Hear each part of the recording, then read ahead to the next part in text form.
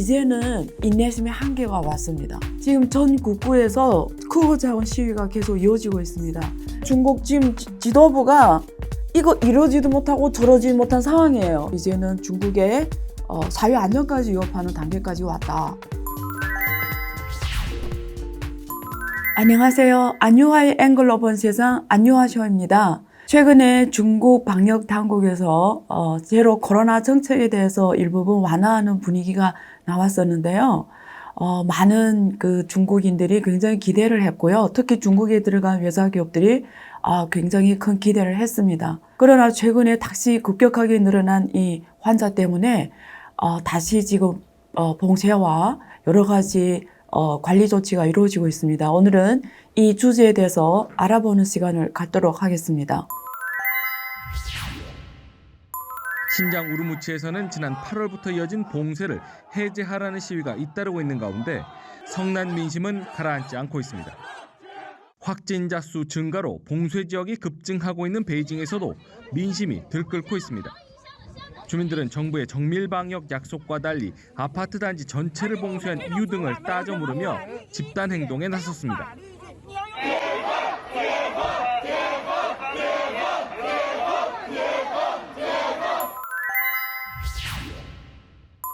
여기 두 개 기사가 있는데요. 하나는 중국 코로나 발생 이후에 가장 심각한 상황에 처해 있다. 그리고 봉쇄의 영향이 상하이 때보다 훨씬 크다. 이런 내용으로 지금 기사가 나와 있는데요. 현재 중국 국가위생건강위원회에서 23일 통계에 따르면 지금 전국구에서, 그러니까 중국의 31개 성시 자치구에서 발생한 코로나 환자가 모두 28,183명으로 집계됐다고 밝히고 있습니다. 이것은 지난 16일에 발생한 수 2만 명을 훨씬 넘어섰기 때문에 지금 추세가 굉장히 빠르게 전파되고 있는 상황이고요. 광동성이 8,304명으로 가장 많고요. 그리고 충칭시 6,866명으로 나오고 있습니다.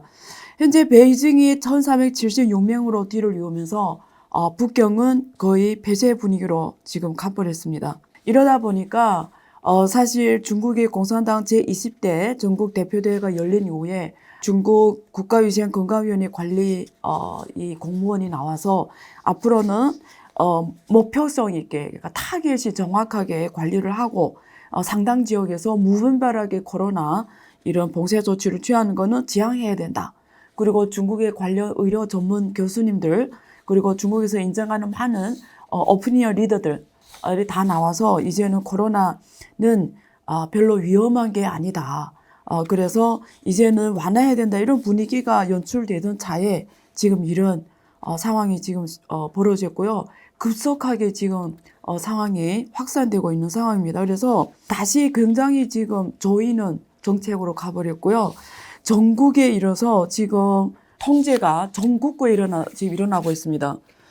지금 이번 달만 신규 감염자가 30만 명에 육박해 있어요. 그래서 앞으로 이 문제를 어떻게 봐야 되는지 굉장히 중요합니다. 왜냐하면 일단 코로나가 확산돼서 중국 정부가 취하고 있는 제로 코로나 정책이 3년 넘게 왔습니다.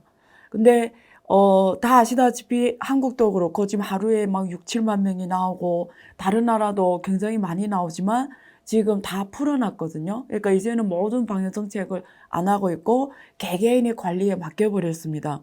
근데 중국 같은 경우에는 지금 첫 시작부터 지금까지 쭉 제로 코로나 정책했고요. 주로 집안에서 있어라는 식의 이런 폐쇄 정책을 해왔어요. 그래서 초기에는 중국 국민들이 굉장히 잘 따라줬고요. 한 달 전까지만 해도 굉장히 잘 따라줬어요. 당국에 뭐 질문하거나 불안감이나 이런 게 뭐 극소수적으로는 있었어요. 시위라든가 뭐 이런 거는 가끔 있었거든요. 근데 지금은 어떤 중국 국민들의 정서가 어떤 정서냐면 이제는 굉장히 그 인내심의 한계가 왔습니다. 그래서 지금 전 국구에서 크고 작은 시위가 계속 이어지고 있습니다. 그리고 최근에 중국은 SNS가 굉장히 활발하고요. 발전했잖아요. 그래서 SNS를 활용해서 굉장히 불안감을 지금 말하고 있거나 또 굉장히 지금 당국에 굉장히 질문을 많이 올라오고 있어요. 그래서 그중에 전국에 지금 이게 전파된 아주 중요한 문장이 있는데요. 이게 어떤 문장이냐면 중국은 그 웨이챗, 한국말 하면 뭐 카카오 스토리 비슷한 거예요. 웨이챗 모멘텀에 여기 장안 크당이라는 이 모멘텀에 아이디가 성도 셔민이라는 이 분이세요. 이분이 북경 당국의 제로 코로나 정책에 대해서 10가지를 묻겠다. 이렇게 그 글을 올렸어요. 근데 이게 10가지 질문을 올린 이 문장이 전국이 급속도로 터지면서 지금 이거는 지금 이미 삭제가 됐습니다. 근데 이 문장이 질문한 게 너무 정확해요. 그래서 10개를 간단하게 제가 어떤 질문을 했냐를 보면 첫째 질문이 이게 중국에서 누가 하냐면 국가위생관리위원회에서 이걸 총 책임졌거든요. 그래서 질문을 이렇게 합니다. 국가위생관리위원회 주요 책임은 감염자 수를 통계하는 거냐, 환자의 치료에 대해서 어떤 관리를 해주냐, 그리고 이거 사람들이 인식을 높이기 위해서 어떤 노력을 했냐, 그리고 치사율이 얼마인지 구체적으로 공포를 하냐, 치사율이 얼마인지, 그리고 기층에 이 코로나에 대해서 엄격하게 지금 폐쇄 정치를 하고 있는데 여기에 대해 책임을 물은 적이 있냐, 그리고 신강, 티벳 같은 데는 올해 연속 몇 개월 동안 완전 봉쇄 조치를 했는데 이기에 대해서 국가위생관리위원회는 적합하다고 생각하냐. 이게 첫 번째 연속되는 질문으로 했고요. 두 번째는 제로 코로나 정책에 대해 질문을 했습니다. 질병은, 이런 유행 질병을 완전히 우리 인류 역사상에서 소멸할 수 있다고 보냐. 만약에 못한다고 할 때는 언제까지 이렇게 제로 코로나를 할 거냐. 그리고 이게 매일 검사를 하고 있는데 매일 검사하는데 이게 어느 만큼 효과가 있냐. 그리고 이것을 위해서 어느 만큼 대가를 치러야 되냐. 이게 두 번째 질문이에요. 세 번째는 국산 이 백신에 대해서 효력에 대해서 질문했어요. 왜 중국의 대부분 국민들은 3번 이상 맞았는데 이렇게 계속 감염되냐. 국산 백신이 효과가 있냐. 이렇게 지금 질문했고요.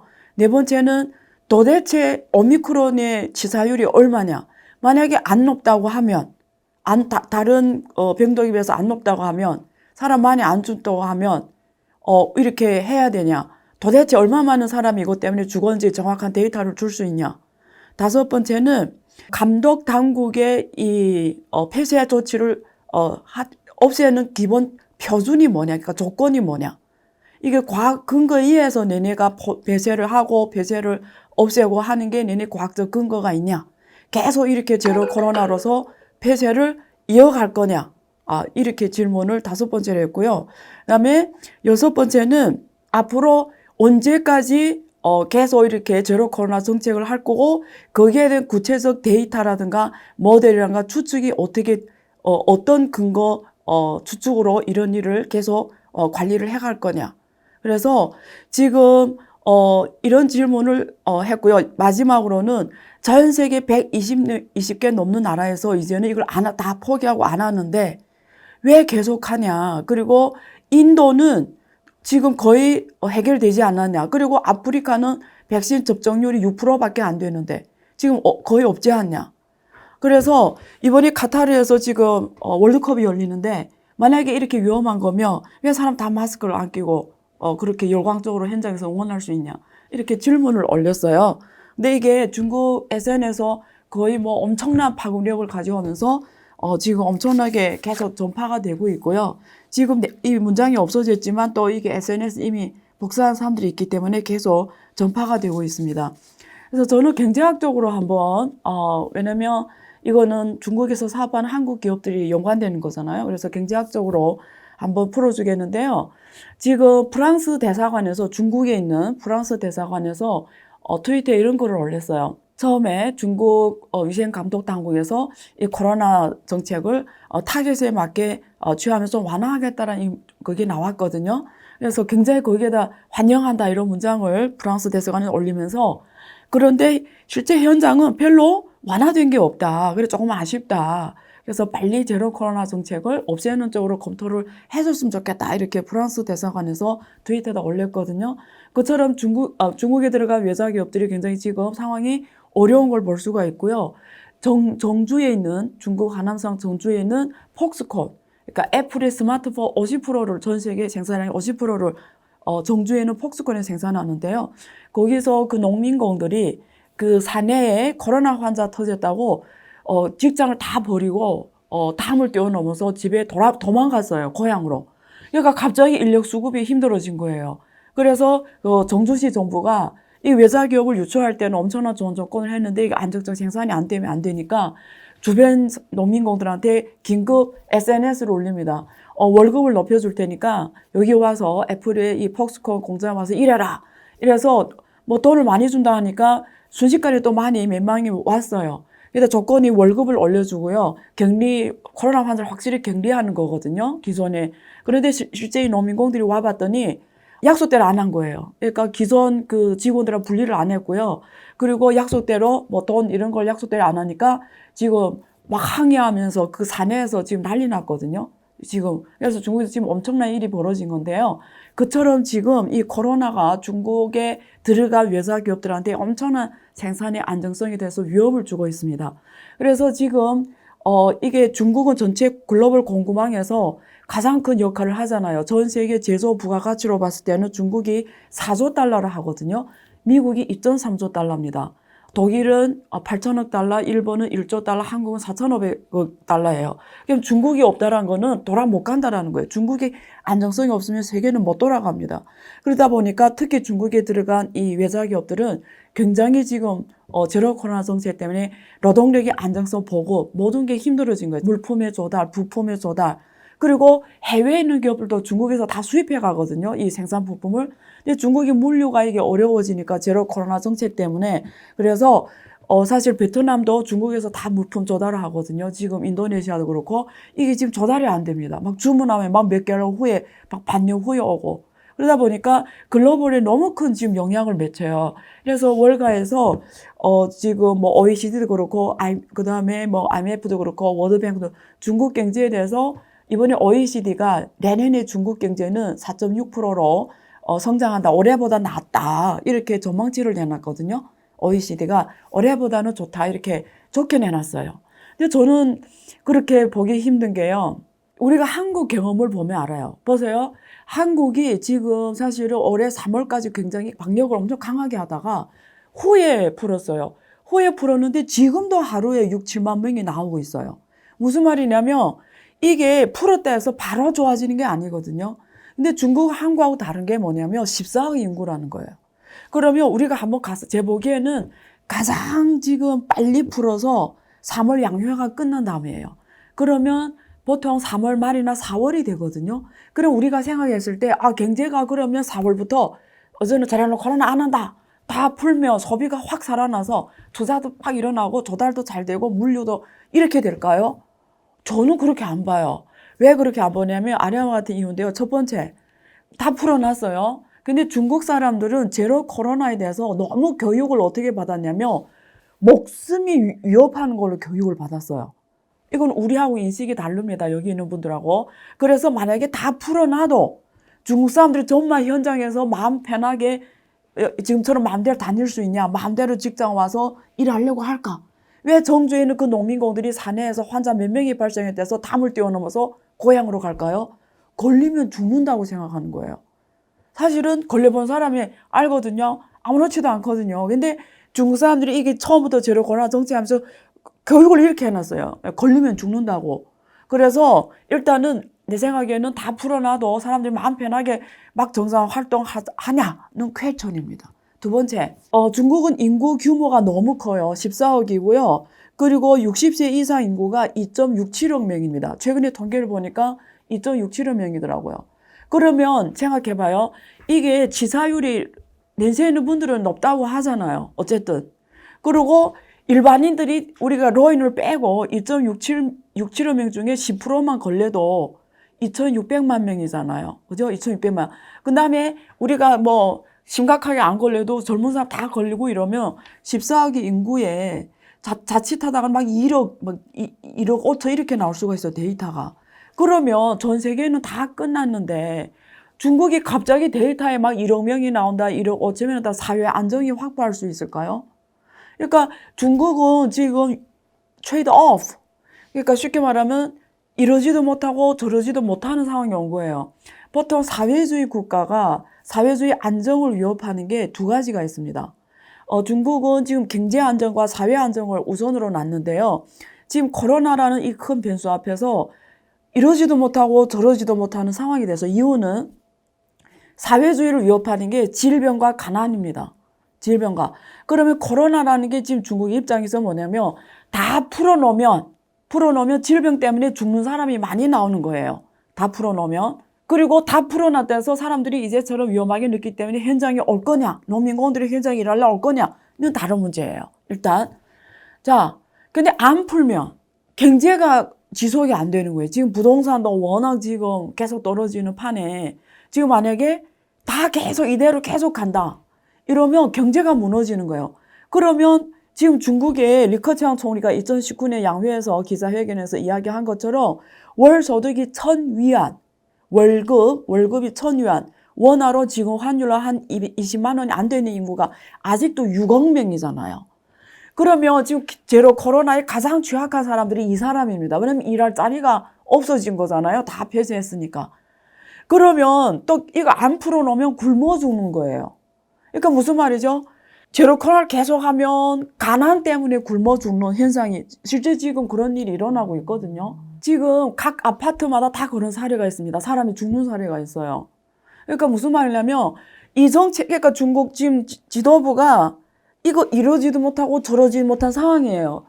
이거 뭐 안 풀면 경제 가난 때문에 죽는 사람이 많아지고 경제가 경착륙이 오고 풀자니 중국 사람들 한 번 다 걸려야 중국 사람 다 풀었다 칩시다. 4월에. 근데 중국 사람 다 면역이 생겨야 이 일이 끝나거든요. 사실은. 그럼 중국 사람 다 면역이 끝나서 정상적으로 이제는 걸릴 사람 없고 안정을 찾는데 얼마 많은 시간이 걸릴까요? 이게 인구가 작은 나라가기 때문에 14억이기 때문에 그때 만약에 1억 2초, 1억 5초, 2억이 나온다면 누가 밖에 나와 활동하겠어요? 워낙 공포스럽게 생각하는데. 그러니까 또 풀자니 질병 때문에 사회 안정이 위협받는 거예요. 질병 다 걸려야 끝나는 거니까 이거는. 사실 한국도 그렇잖아요. 거의 걸릴 사람 다 걸렸거든요. 그러니까免疫力다 생겼습니다. 그래서 자연스럽게 인도가 그 방법 취했거든요. 그냥 걸릴 사람 다 걸리다 보니까 지금 죽을 사람 다 죽고 지금 뭐죠?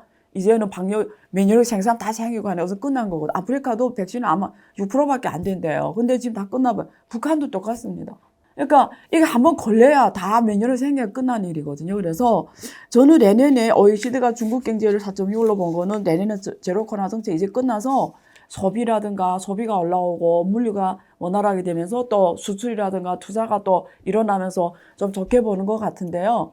저는 지금 아리아와 같은 이제 금방 말씀드린 그런 사항을 좀 더 기업 측면에서는 우리는 항상 준비하는 사람들이잖아요. 그러니까 좋게 가는 거는 괜찮아요. 내 기대보다 좋게 가는 거는 뭐 리스크 아니니까. 근데 우리가 좋게 보되 긍정적으로 보되 만일은 대비해야 된다라는 거예요. 그래서 제가 말씀드린 거는 아주 안 좋았을 때 이런 상황이 또 있을 수도 있겠구나라는 걸 기업하시는 분들, 특히 중국에 들어가 기업하시는 분들, 중국하고 무역하시는 기업들은 여기에 대한 대응 방안은 마련하고 있어야 회사 운영에 있어서 차질이 없을 것으로 생각이 됩니다. 네, 일단 1부에서는 아직도 지금 코로나 확산 때문에 굉장히 어려워진 중국 지금 현황, 그리고 앞으로 이게 어떻게 전개될 것인가, 그리고 이제는 중국의 사회 안정까지 위협하는 단계까지 왔다. 앞으로 경제 안정도 위협받는 상황이 연출될 수 있기 때문에 이에 대한 리스크를 좀 우리가 컨트롤할 필요는 있다. 해제할 필요는 있다. 이런 말씀 드리고요. 잠시 후 2부에서 뵙겠습니다. 전례 없는 금리 인상이죠. 환율 너무 어려워요. 결론만 알려주세요. 당신은 외환 모태솔로입니다. 환율 그동안 너무 어려우셨죠? 이제는 쉽다 말할 수 있을 거예요. 오늘부터 환율과 썸 타시겠습니까?